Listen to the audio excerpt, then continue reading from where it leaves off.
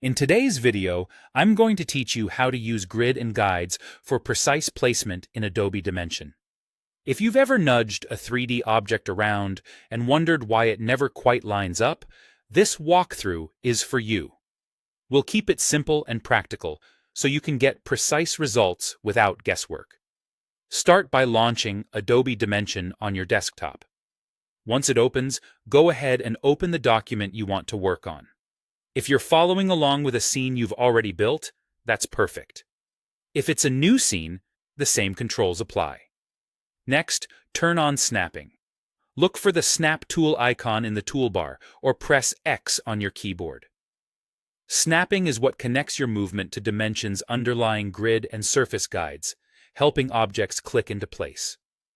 With snapping enabled, select any object you want to reposition.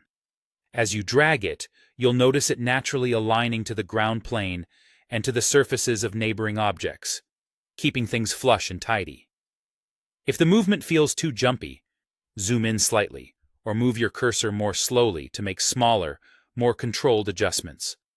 Use the Transform gizmo's colored arrows to constrain movement to a single axis, which pairs well with snapping when you're trying to keep something perfectly straight. And if you need a brief free move, tap X to toggle snapping off, then press it again to re-enable. When you need multiple objects to line up or space out evenly, switch to the Selection tool by pressing V, then select two or more objects.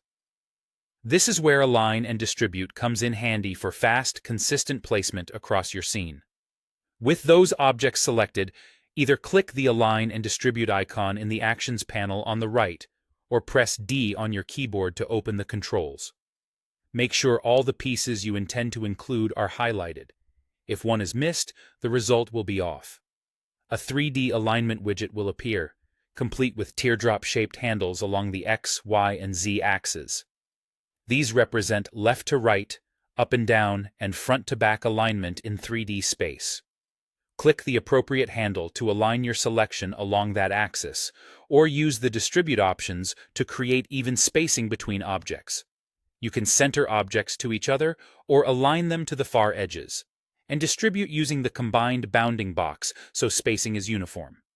It's a reliable way to eliminate tiny gaps and crooked lines that are hard to spot until render time.